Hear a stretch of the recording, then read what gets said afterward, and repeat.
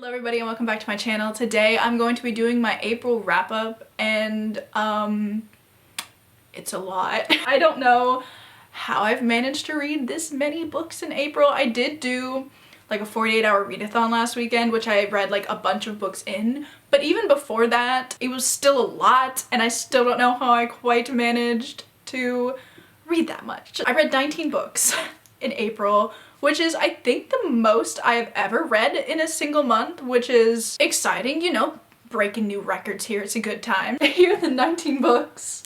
Ah. Oh no. Yikes. I can't even hold them all.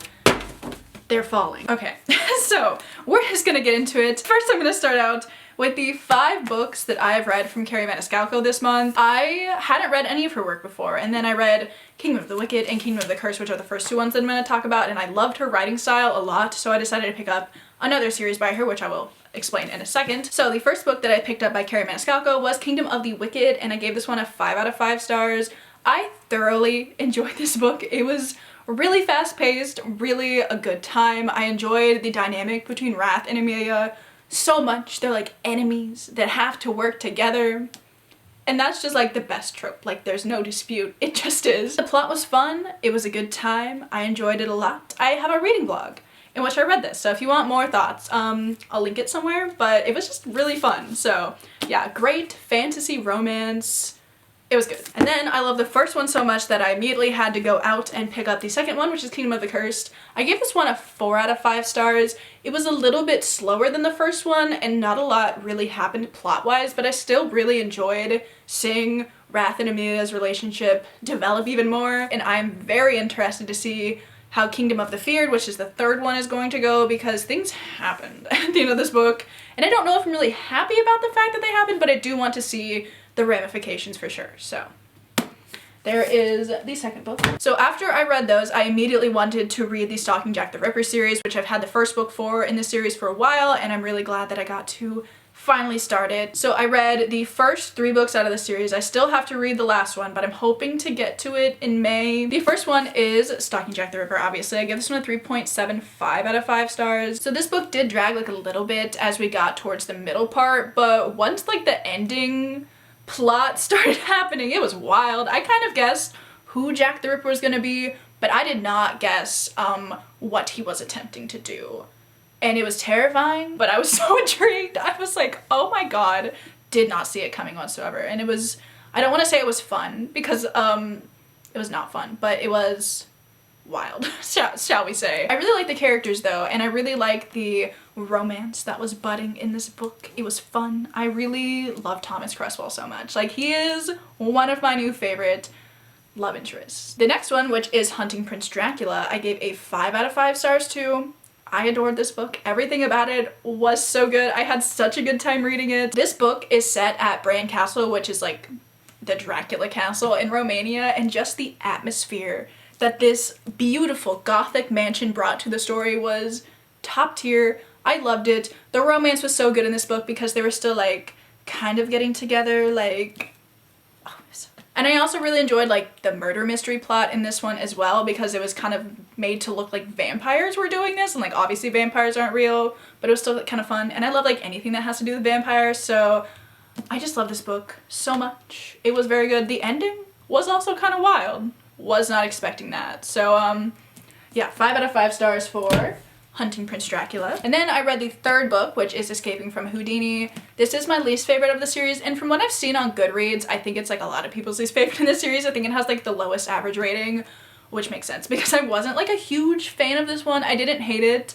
because I still really liked the characters and I liked seeing Audrey and Thomas, but they were having a lot of turbulence in their relationship and I did not appreciate it. There was also like this third kind of main character, not really, but he was really prevalent throughout the story, and I did not like what that character brought to the table, nor how Audrey Rose was feeling about this character. She was making some questionable decisions. Also, like, the murder aspect wasn't like super interesting. It was kind of cool because they were modeling the murders after like tarot cards, which I did find cool, but aside from that, I didn't really care that much. So like, it wasn't bad, but it wasn't great. So 3 out of 5 stars. I am really excited, however, to read the last book in the series, which is Capturing the Devil, I would love to see how the series concludes, and I'm very excited. Hopefully, like I said, I can read it in May. So yeah, as you can see, it was kind of a Carrie Maniscalco kind of month. I just enjoy her writing style so much, and I love the relationships in her books. Like, both of the relationships prevalent throughout both of these series are just top notch. I love them so much. So that was really fun. What are we moving on to now? I've been reading the Throne of Glass series, so obviously I continued. So first I read Crown of Midnight. I think I give this one a 4 out of 5 stars. I thoroughly enjoyed this one a lot more than I was liking the first one. I didn't hate the first one. It wasn't like blowing my mind or anything, but a lot of you guys have told me that this series gets better, and even like through just reading the first two, I can see it getting better already. So I'm very excited to continue it. But this one specifically, I don't know what it was, but I just really disliked the characters less. Selena annoyed me less. I really liked Kale. Overall, the story was interesting. I honestly don't remember. What's the plot of this book? That's a great question. I do, however, remember like the last 50 pages because, again, the ending of this book is wild. I was not expecting that whatsoever. I thought I knew things about this series. I did not. In no capacity did I know things about this series. And I love that because I hear that it's just like super twisty. There's a lot of plot twists in it, which I love, and I'm so excited to continue with Heir of Fire. I really hope I can read it in May. Like, that's my goal. So yeah, I'm just really excited to continue with this series and see more of these characters and get introduced to more characters who I hear are better than these characters, even though I do like them, but like they're not my favorite, but I enjoy reading about them. Very hyped to continue, and this was just a good continuation. So 4 out of 5 stars for Crown of Midnight. But then I read The Assassin's Blade, which I think I'm gonna give a, I don't want to be, it's like a 2.5 or a 3. I still have not decided on what I want to give this book. It was okay. I just didn't care that much about Selena's backstory. The thing, like, I'm kind of glad that I read it. I feel like it's not necessarily important information to know, but it is kind of nice to have the background. But I know I could personally not consider this series like fully read had I not read this book, so I needed to do it at some point. So I decided to read it now. It was okay. I liked the later stories more than the first 3, but still, it's kind of like a tragedy for the last one because you know exactly what's gonna happen, so you're kind of just waiting for this bad thing to happen. And then it does, and then it's just like, okay, that's kind of all I have to say about it. I didn't love it, yeah. That's it. I read Practical Magic by Alice Hoffman. I gave this one a 4 out of 5 stars. I just think that Alice Hoffman's writing is so captivating, and every time I picked this book up, I would read like 50 pages and it would feel like absolutely nothing. The story is just so well told, and I didn't think I was really going to be that into this book because it doesn't have chapters, which I first of all was not excited about, but it has like parts. I think there's like 4 parts to this book maybe, and it's broken up into like 100-page segments, and that's just a lot. But I really found that I couldn't stop reading this book. Different from what I usually pick up, it's kind of more contemporary with like witchy elements to it, but I didn't mind it, and I just thought it was fascinating, and I really liked the main character. I think I'm reading this series out of order because I read Magic Lessons last September, and that's like the first book, and I think this is the 3rd book, but I'm not really sure if it really matters what order I read them in. Maybe I should look into that at some point, but this follows like the great whatever grandchildren of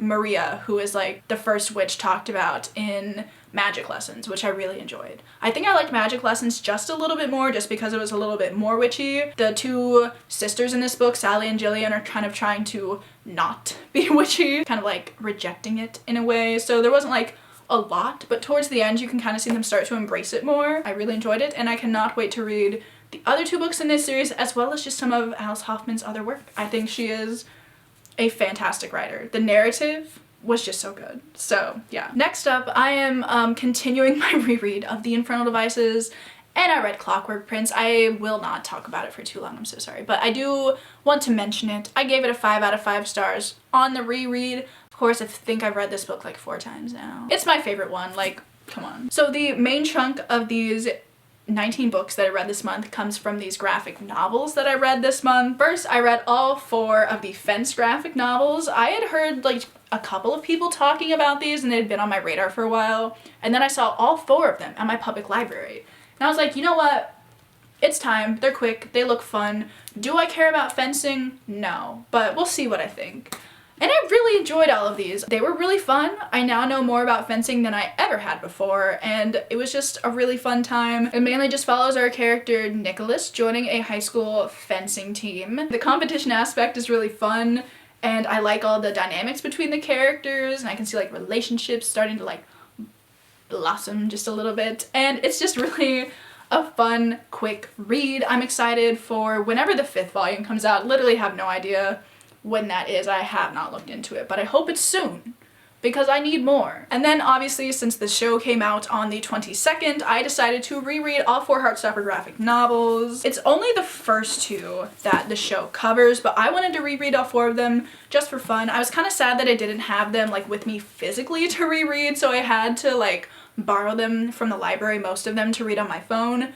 But I'm glad that I can be with my editions again, just because these have to be like my favorite covers of any books. I just think they're so cute. I love the colors. I'm not here to give you a review on like the cover design for these, but we all know they're amazing. I love all of these so much. My favorite one is the 3rd one where they go on a class trip to Paris. I just think it's such a fun time, but they're all amazing in their own right, and I love them, and the show is also super good. So I'm glad that I gave these a reread this month. I've been meaning to do it for a while, and I'm glad I finally got to do that. So there are those. And then the last couple of books that I have to talk to you about are a couple of audiobooks that I read this month. So I read Payback's a Witch by Lana Harper. I gave this one a 3 out of 5 stars. I really, really wanted to love this book, and the concept sounded great.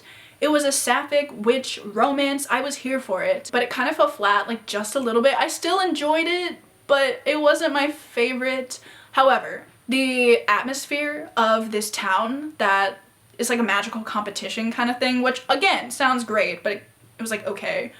But the town that this competition takes place in, oh my god, I would love to visit. I need to visit. It's like all witchy, all Halloween-y, all the time. The descriptions just were, I was like, oh my god, I want it to be fall right now. And I wish I liked the plot of this book more because I loved the atmosphere. The romance was like okay. I liked the 2 of them together, but like, I don't know. And the competition was cool, but again, I was like, I don't know. It wasn't bad, but I wasn't like fully invested in it like I was really hoping to be. So I do need to look into more witch romances though, because I like the concept a lot, but also, I don't know. It's just a lot of I don't know. It's gonna be a lot of I don't know for the next audiobook too, because I read Nick and Charlie by Alice Oseman, which is a very short audiobook. I read it for my 48-hour readathon. It was a good pick for a readathon for sure, but I don't know. I don't think I gave this one a rating.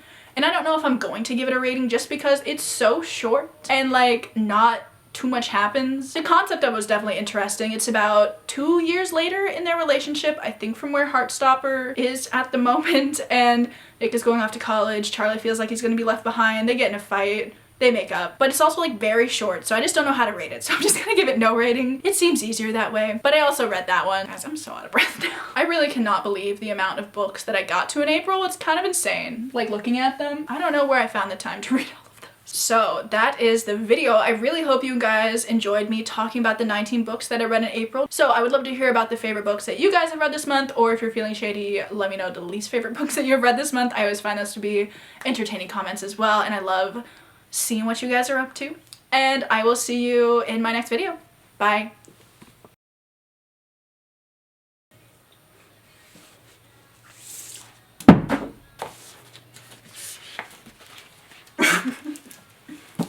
Oh my god. Oh no. Will you come and help me with something? Okay. Wow, that's so much easier.